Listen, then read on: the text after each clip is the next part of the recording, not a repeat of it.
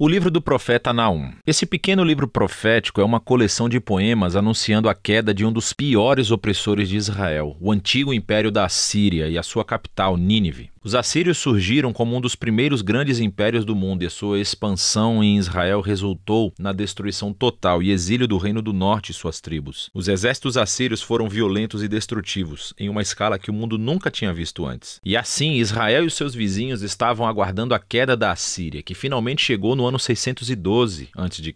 Os babilônios se levantaram e começaram uma rebelião que alcançou Nínive e derrubou o Império Assírio. E assim, o capítulo 2 descreve a queda de Nínive em poesia vívida, e o capítulo 3 explora a queda do Império como um todo. Mas esse livro não é apenas um discurso irado contra os inimigos de Israel. O capítulo introdutório nos mostra que há muito mais acontecendo aqui. O livro abre com um poema incompleto do alfabeto que começou descrevendo uma aparência poderosa da glória de Deus. É muito semelhante a como o livro anterior, Miqueias, começou e como o próximo livro, Abacuque, vai concluir. E é Deus, o Criador Todo-Poderoso, vindo para confrontar as nações e trazer sua justiça ao mal deles. E o poema começa citando a famosa linha da autodescrição de Deus, após o incidente do bezerro de ouro no livro de Êxodo, capítulo 34. O Senhor é tardio em irar-se, e Ele é grande em poder. Ele não vai deixar o mal impune. E assim o resto do poema vai e volta, contrastando o destino das nações violentas e arrogantes com o destino do remanescente fiel de Deus. Quando Deus derruba todos os impérios arrogantes, Ele provê refúgio para aqueles que se humilham perante Ele. Ora, aqui está o que é realmente interessante. Você pensou que esse livro era apenas sobre a Assíria, mas Naum, na verdade, não menciona Nínive ou Assíria no capítulo 1. E quando ele descreve a queda dos bandidos, ele usa a linguagem de Isaías sobre a queda da Babilônia, que aconteceu muito mais tarde na história. E não apenas isso, Naum também descreve a queda dos inimigos como uma boa notícia para o remanescente do povo de Deus. É uma alusão direta às boas novas de Isaías sobre a queda da Babilônia. E assim, todos esses pequenos detalhes do capítulo 1 se juntam para criar um ponto-chave. Para Naum, a queda de Nínive está sendo apresentada como um exemplo, como uma imagem de como Deus atua na história em todas as épocas. Como Ele não permitirá que os impérios arrogantes ou violentos de nosso mundo durem para sempre. E assim, a mensagem de Naum é na verdade muito parecida com a de Daniel. A Assíria está em uma longa linha de impérios violentos ao longo da história. E o destino de Nínive é um memorial ao compromisso de Deus de derrubar os violentos e arrogantes de todas as épocas. Com essa perspectiva do capítulo de abertura, o livro retorna ao foco na Assíria. E assim, o capítulo 2 descreve a batalha de Nínive e a queda da cidade em estágios progressivos. Então, primeiro vemos a linha de frente dos soldados babilônicos. E então, nós lemos sobre o ataque dos carros. E então, o caos nas muralhas da cidade quando a cidade é violada. Depois, o massacre do povo de Nínive e logo o saque da cidade. O capítulo 3 continua descrevendo os resultados da queda da cidade pelo império como um todo. Então, Naum começa anunciando uma desgraça sobre a cidade cujos reis a construíram com o sangue dos inocentes. É uma imagem de como a injustiça foi construída no próprio sistema que fez a Assíria ter tanto sucesso. Mas a violência dele semeou as sementes da sua própria destruição. E assim a Assíria cairá diante da Babilônia. O livro conclui com uma provocação contra o rei caído da Assíria. Ele está ferido com uma ferida fatal, e dentre todas as nações que ele oprimiu uma vez, ninguém veio para ajudá-lo. Em vez disso, eles cantam e celebram a sua destruição. E é assim que o livro termina. Agora, esse é um livro sombrio, mas é importante ver como a mensagem de Naum aborda os trágicos e perpétuos ciclos de violência e opressão humanas em todas as épocas. A história humana está cheia de tribos e nações se elevando e usando a violência para pegar o que querem, resultando na morte de inocentes. E o livro de Naum usa a Assíria e a Babilônia como exemplos para nos dizer que Deus está entristecido e que se importa com a morte dos inocentes, e que a sua bondade e a sua justiça o obrigam a orquestrar a queda de nações opressoras. E o juízo de Deus sobre o mal é uma boa notícia, a menos, claro, que você seja a Assíria. O que nos traz de volta para a conclusão do poema de abertura do capítulo 1, o que nos diz que o Senhor é bom e um refúgio no dia da aflição. Ele cuida daqueles que se refugiam nele. E assim, o pequeno livro de Naum convida todos os leitores a se humilharem diante da justiça de Deus e a confiar que, em seu tempo, ele derrubará os opressores de todo tempo e lugar.